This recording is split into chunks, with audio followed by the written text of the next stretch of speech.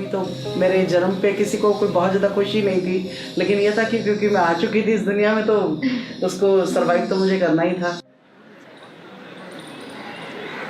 Women's Development Cell at Shivaji College is a vibrant and incessantly active collaboration of students and teachers who work the entire year to create a more tolerant and gender-sensitized community. Here we believe in a simple fact that every social problem is a product of the mindset of times. Thus, it is essential to hit at the mentality of people to eradicate any and every social issue. Shivaji College instituted Jijabhai Achievement Awards in 2010 to felicitate all the individuals who contributed either directly or indirectly towards the changing of women's lives. So today, we are going to share the wonderful journey of a few such individuals.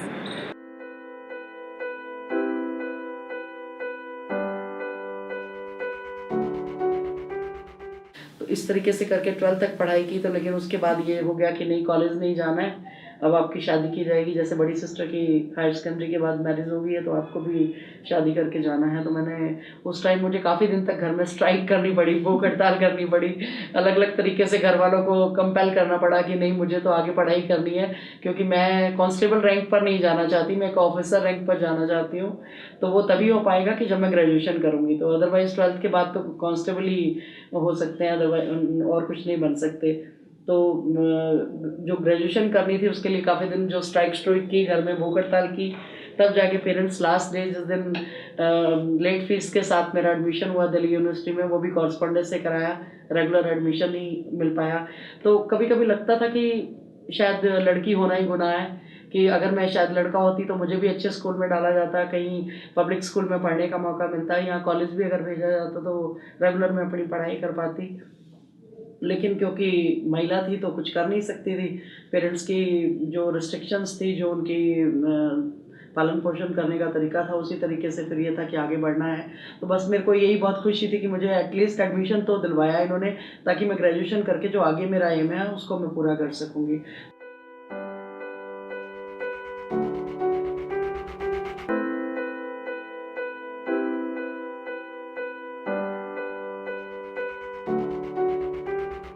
जो journey है ये पूरी 25 years की है। ये महिला सशक्तिकरण और महिला जागरूकता से संबंधित है, जिसका शुरुआत 87 के आसपास हुआ, जबकि महिलाओं के सेल्फ हेल्प ग्रुप को गाँव में गरीब परिवारों के लिए काम करना शुरू किया मैंने।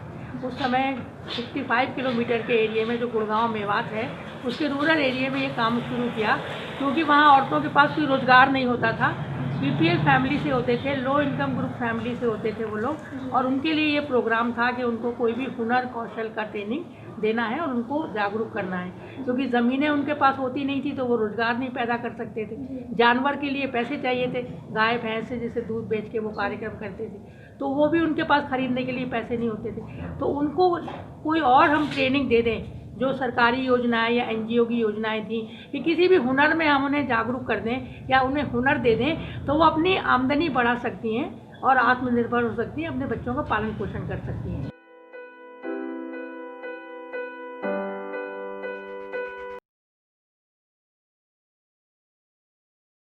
It's a bit difficult to think so back right now, but I think one of the things was that I was not very attracted to the conventional career options that young people had at that point in time. You know, MBA had just come up as a very sort of a seductive career proposition, and it didn't attract me. So I was looking at something, doing it something different, and working in the villages was was very fascinating to me. वैसे basically UP से belong करती हूँ और मेरी education mostly Lucknow, Moradabad, Bareilly में हुई है। तो डिफरेंट एरियाज़ में जब मैं कॉलेज जा रही थी, उस समय मैं एक नेशनल लिटरेसी मिशन प्रोग्राम चल रहा था 93-94 में, उससे जुड़ी। और जब मैं उस एरिया में उन लोगों के साथ काम करने जाती थी, मोस्टली ऐसा दिखाई देता था, जो विकलांग बच्चे हैं, जो दिव्यांग बच्चे हैं, उनको इग्नोर किया जा रहा है, उनके साथ कोई काम नहीं हो रहा है और लोग उनको एक्सेप्ट नहीं करते हैं, सोसाइटी सामने नहीं लाती है, पेरेंट्स शेमफुल फील करते हैं कि हमारा बच्चा सामने आएगा तो लोग हमारे लिए क्या सोचेंगे।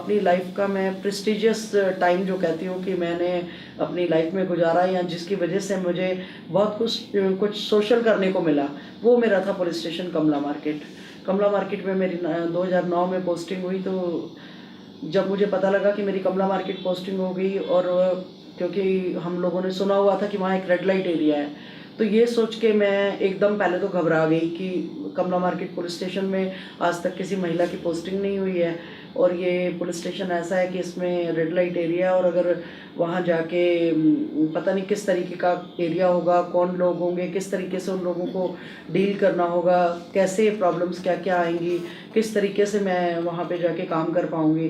तो वो सब चीज़ें दिमाग में थी, लेकिन ज्वाइन तो करना था क्योंकि पुलिस में आए हैं तो डिसिप्लिन फोर्स है, आप मना नहीं कर सकते। तो मैंने जाके जब ज्वाइन किया तो जाके सेम डे ही जो है रात को जैसे मैंने ज्वाइन किया तो नेक्स्ट डे अगले दिन मुझे ये रहा कि मैं जाके रेड लाइट एरिया देखने जाऊं कि मेरे कहाँ पे मेरी ड्यूटी लगी है, मुझे क्या देखना है यहाँ पर अपना, क्योंकि एरिया जुरिडिक्शन भी मुझे देखना था। तो जुरिडिक्शन की वजह से भी ये था कि मैं देखूं कि कहाँ पे मेरी पोस्टिंग है, क्या नहीं। लेकिन जैसे ही मैं बताना चाहती हूँ कि पहुँची हूँ मैं जीबी रोड में, और मैंने एक ब्रॉथल को विज़िट किया, इतने मिजरेबल कंडीशंस थी वहाँ की।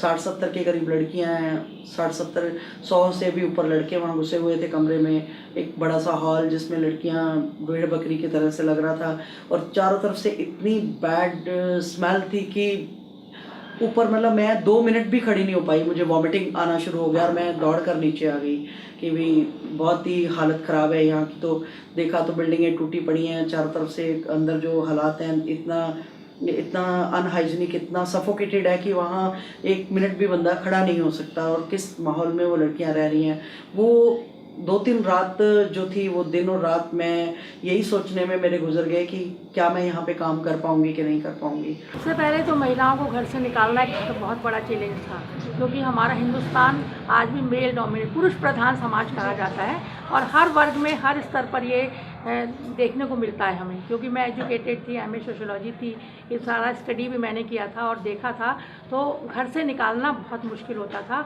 हम लोग ग्रुप में जाते थे, उस समय आंगनवाड़ी स्कीम्स भी चलती थी, जिसमें गांव में हमें एक हाई स्कूल बहू को आंगनवाड़ी वर्कर बनाना होता था, या अपने सेल्फ हेल्प ग्रुप में एक पढ़ी लिखी औरत को लिखना पढ़ना जिसको आता है उसको रजिस्टर लिखना है, वो नेता बनाना होता था, और उसके लिए हमने कांटेक्ट करना पड़ता था लोगों से। तो पुरुष वर्ग जो भी गांव के सरपंच या महिलाओं के पति या जेठ या देवर जो भी कुछ उनकी फैमिली में थे, वो औरतों को घर से बाहर निकलने नहीं देते थे। कई बार तो लिटरली ऐसा होता था कि हम अपना प्रपोजल लेके जाते थे तो वो सुनने को तैयार नहीं होते थे, औरतें तो निकलती नहीं थी, आदमी की भीड़ खड़ी हो जाती थी और वो हमें लिटरली गाँव से बाहर करते थे। नहीं हमारी औरतों को बिगाड़ने आए हो, हमारी औरतों को ये पढ़ लिख जाएंगी, ये इस स्कीम सीख जाएगी, ये कुछ घरेलू काम नहीं करेंगी, ये मजदूरी नहीं करेंगी, इन्हें कोई स्कीम नहीं देना है, कोई जागरूकता नहीं चाहिए, जागरूकता होगी तो ये हमारे सर पे चढ़ जाएंगी। ये इस तरह के हमने डायलॉग को फेस करा। Right from the beginning, like when we started out to work on this program, we had many people who were very skeptical about whether women can ever become drivers, and it reminds me of my first job in Urmul, where we were training illiterate women in the villages to become dais and village health workers. There was a skepticism about whether they can become primary healthcare workers, and then time has gone on to prove that they make excellent primary healthcare workers. So similarly, it's like when you start something new, there are many people who actually stand up and say it cannot happen. So that's the same thing, and of course there is not just in India but I think across the world there is a skepticism about women drivers, which I think is completely not grounded into reality, because if you look at most of the drivers are men, and a lot of road rage I think is around how men drive, a lot of accidents and stuff like that. So it's not that men have put forward a very a smart way of driving. So, but it is the women drivers who get laughed at and made fun of, etc. So there were many people who thought that it's not possible, it cannot happen, and then there were many gendered perceptions about why women cannot come into the public transport industry, which is also shared by men as well as women, which is a general perception. So that was and that continues to be a challenge. We are swimming against the current, and we are trying to change people's perceptions and their myths about women in public transport sector. मैंने government का community centre allot करा लिया। हाँ जी। 1 साल चलने के बाद वो एरिया जहाँ पर लोग अपने बच्चों को बाहर नहीं निकालना चाहते हैं, और वो एरिया जब कम्युनिटी सेंटर अलॉट हुआ और उसमें पीने और खाने और बारात और शादी वाली एक्टिविटीज होती थी, स्कूल वहाँ चल रहा था, तो ये उस गांव को बहुत खराब लगा और एमएलए ने उसको खड़े खड़े खाली करवाया कि ये स्कूल बंद करो वरना हम आग लगा देंगे। तो वो उस जो घटना हुई उसने मेरे को बहुत ज़्यादा टच किया और मुझे लगा कि मैं क्यों कर रही हूँ। पेरेंट्स भी डर से जो मेरी तरफ खड़े थे वो उधर खड़े हो गए जाके, मैं अकेली खड़ी थी, एक तरफ गांव के 100-200 लोग और पेरेंट्स थे और मैं अकेली खड़ी हुई थी। मुझे उस समय भी लगा कि मैं क्यों कर रही हूँ। जो गरीबी मैंने औरतों की गांव में देखी कि उनके पास कभी 1 रुपया भी नहीं होता है, तो वो लेडीज को बाहर निकलने की परमिशन नहीं होती है, ऐसा वहाँ का माहौल है। तो जब एक बीइंग ए लेडी जब मैं किसी को अपनी बात सुनाती हूँ तो बहुत देर में अटेंशन जाती है, लोग इस चीज को रिकॉग्नाइज नहीं करते कि एक लेडी ये कर रही है। कुछ लड़कों ने कमेंट पास किया कि लड़कियां तो कुछ नहीं करती हैं, तो आती हैं सैलरी लेके चली जाती हैं और बहुत ज़्यादा ड्यूटी भी नहीं रहती है, आए दिन कुछ ना कुछ, कभी कोई बहाना बना के हॉस्पिटल की रवानगी कर देती हैं, कभी कहीं चली जाती हैं, लेकिन ड्यूटी जो मतलब ट्रेनिंग है उसको उतनी हार्डली नहीं करती हैं जितनी जेंट्स लोग करते हैं और बेनिफिट ये पूरे मेल की तरह से लेती हैं। For the last decade, women's economic participation in India has gone down by 10 percentage points. Now, and this is across caste and class. And if we just look around all of us, I'm sure we would know many women, educated, upper class, middle class, lower class, whichever class we are talking about, who have given up their careers because they want to stay at home and look after the children, or because they think that somebody is sick, or some, those kinds of reasons. So all reproductive and care work, which still comes on to every woman regardless of her background and context.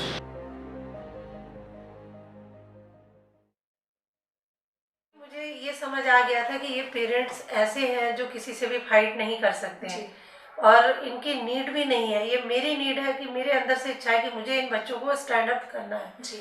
जब मैं बात कर रही थी parents से, और मेरे साथ कुछ ऐसे भी लोग जुड़े हुए थे जिन्होंने ये बोला कि तुम क्या करना चाहती हो अगर ये हो गया तो मैंने बोला कि या तो मेरे पास जो 50 बच्चे आ रहे हैं जिनको मैं ट्रेनिंग दे रही हूँ, किसी स्कूल में एडमिशन करा दो।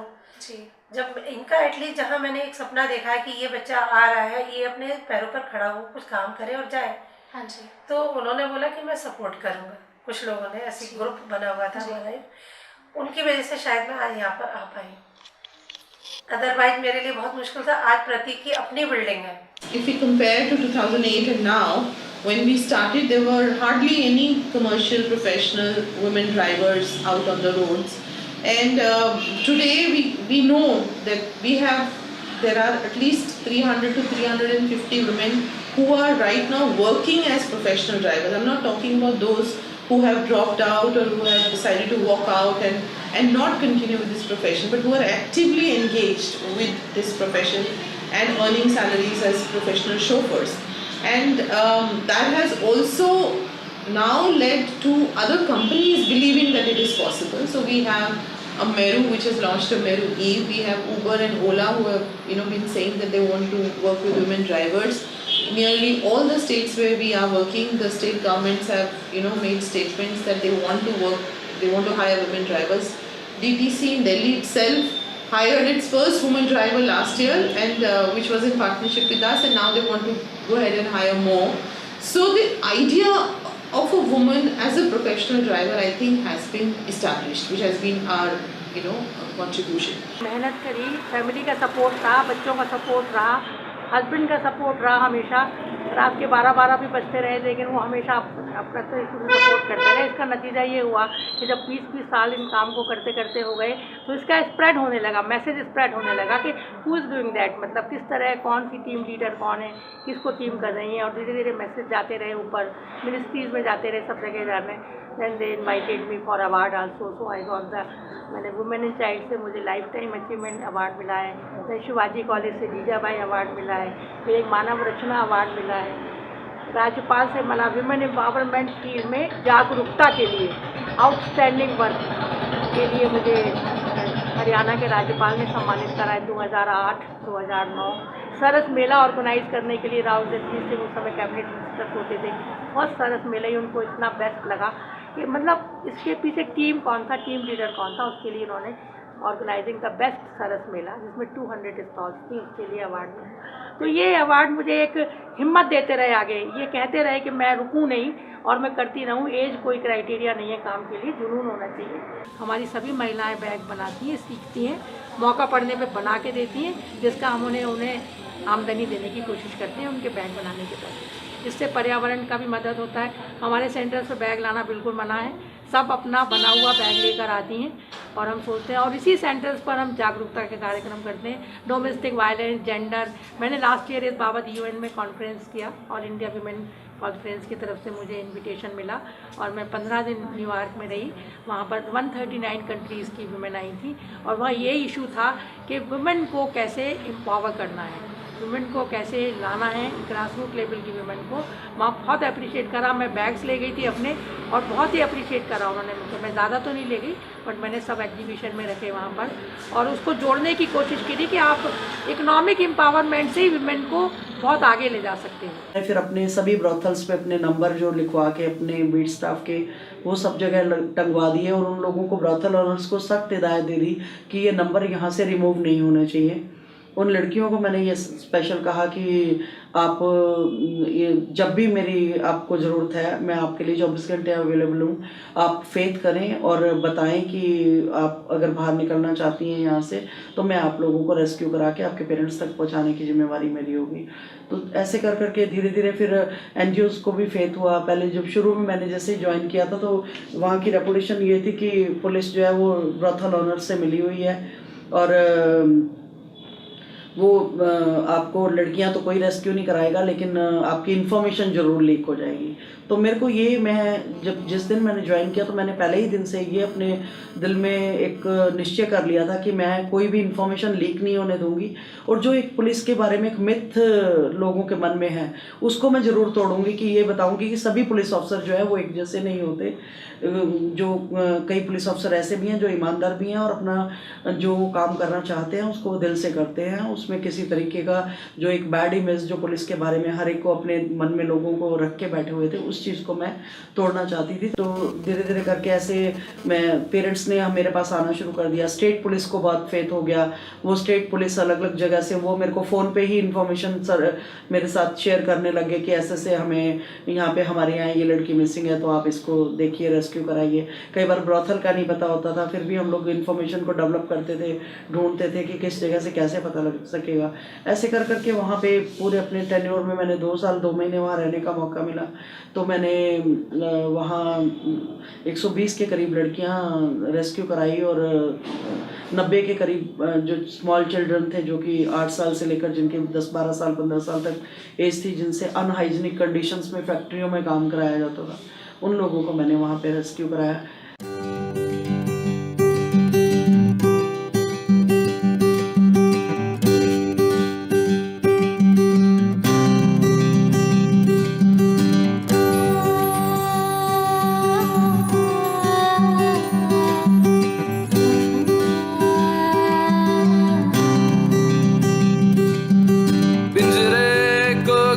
समझ कर बैठी है क्यों, 4 दीवारों में ढूंढे क्यों अपना वजूद तू।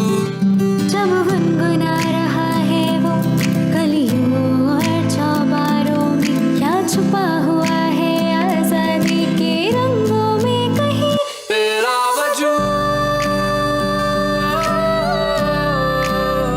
तेरा वजूद।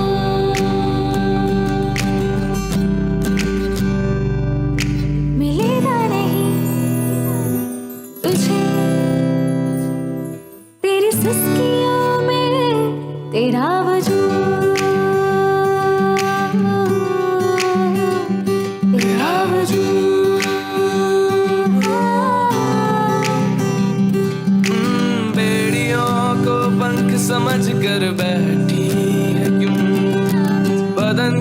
जख्मों पर ढूंढे क्यों अपना वजूद तू। जब गुनगुना रहा है वो तेरे अरमानों में, या छुपा हुआ है वो तेरी राहों में कहीं। तेरा वजूद, तेरा वजूद मिलेगा नहीं तुझे तेरी चीख में तेरा वजूद, तेरा वजूद।